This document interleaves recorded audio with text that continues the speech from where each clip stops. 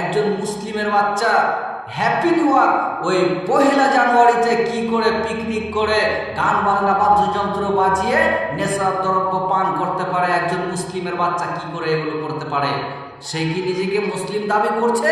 ও কি জানে না যে গান বাজনা বাদ্যযন্ত্র একেবারে টোটালে হারাম? ও কি জানে না নেশার দ্রব্য এগুলো পান করা একেবারে হারাম? ও কি জানে না যে আল্লাহর সাথে শিরিক করা যাবে না? যদি আল্লাহর সাথে শিরিক করে তাহলে তার অতীতের সমস্ত আমল বরবাদ হয়ে যাবে। হ্যাপি নিউ ইয়ার বলা মানে ওই জানোস দেবতাকে স্বাগতম করা হলো। হ্যাপি নিউ ইয়ার বলা মানে ওই জানোস দেবতাকে শুভকামনা বলা হলো।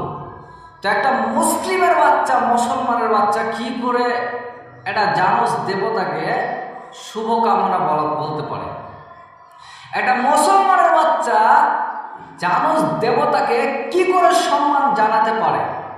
একটা মুসলমানের বাচ্চা কি করে এই হ্যাপি নিউ ইয়ার বলে ওই দিনে পিকনিক পার্টি, রাত্রে ঘন্টার পর ঘন্টা রাত জেগে অশ্লীল কাজ, বেহায়া কাজ, ডিজে গান বাজনা এগুলো কি করে বাজাতে পারে একটা মুসলমানের বাচ্চা? মুসলমান আসলে কি সে নিজেকে মুসলমান মনে করছে? নিজেকে কি ইহুদি মনে করো? নিজেকে কি খ্রিস্টান মনে করো? নিজেকে কি নাসারা মনে করো? নিজেকে কি বৌদ্ধ মনে করো? একজন মুসলিমের বাচ্চা কি করে জানোস দেবতাকে সম্মান করতে পারে হ্যাপি নিউ ইয়ার বলে? কি করে হ্যাপি নিউ ইয়ার বলে এটা জানোস দেবতাকে সম্মান করতে পারে? ওই দিন ছাড়া কি অন্য দিনে পিকনিক করতে পারবে না? আল্লাহ তাআলা বলেন, ওয়ামিনান নাস মান ইয়াস্তানিলু ওয়াল হাদিসি লিয়ুদিল্লা আন সাবিলিল্লাহি বিগাইরি ইলম ওয়া ইয়াত্তাখিযুহা হুজওয়ান উলাইকা লাহুম আযাবুন মুহিন।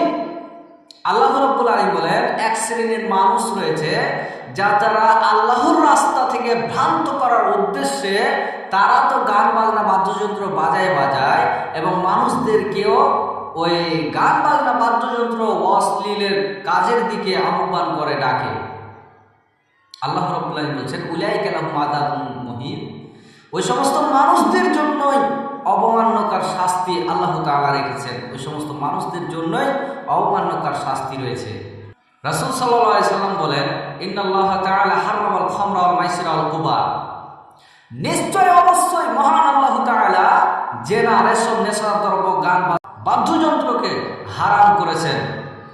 এক শ্রেণীর মানুষ তারা নামধারী অপর নিজেকে মুসলিম দাবি করে, অথচ তারা গান বাজনা বাদ্যযন্ত্র, নেশার দ্রব্য এগুলোর মধ্যে ডুবে থাকে। ওই কিছুদিন পরেই হ্যাপি নিউ ইয়ার, এই নতুন বছর আসবে, নতুন সাল আসবে। সেই নতুন সালে 1 জানুয়ারিতে কি করবে? 1 জানুয়ারিতে কি করবে? তারা গান বাজনা বাদ্যযন্ত্র পার্টি মিলিয়ে রাতকে রাত ঘন্টার পর ঘন্টা গান বাজনা বাদ্যযন্ত্র বাজাবে, নেশার দ্রব্য এগুলো পান করবে। তারা কি আসলে মুসলিম নিজেকে দাবি করে? তারা কি মুসলমান? সেগুলো কারা করতে পারে? যারা হিন্দুর বাচ্চা তারা করতে পারে, যারা খ্রিস্টানের বাচ্চা তারা করতে পারে, যারা বৌদ্ধর বাচ্চা তারা করতে পারে, যারা বেধর্মের বাচ্চা তারা করতে পারে। সে কি করে হ্যাপি নিউ ইয়ার 1 জানুয়ারিতে কি করে এভাবে পিকনিক দল বেঁধে রাতকে রাত ঘন্টার পর ঘন্টা এভাবে জেগে গান বাজনা বাদ্যযন্ত্র বাজায়, ড্যান্স করে, নেশার দ্রব্য পান করে? একজন মুসলিমের বাচ্চা কি করে এগুলো করতে পারে? সে কি জানে না যে গান বাজনা বাদ্যযন্ত্র হারাম রয়েছে? সে কি জানে না নেশার দ্রব্য পান করা হারাম রয়েছে? সে কি জানে না শিরিক করা মহাপাপ, পৃথিবীর সবচাইতে বড় গুনাহ? সে কি জানে না?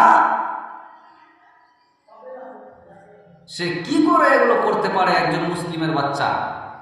অতএব সম্মানিত দিনী ভাই ও বোনদেরকে আহ্বান করে বলতে চাইছি, হ্যাপি নিউ ইয়ার এই শব্দটা টোটালি হারাম, বলা যাবে না।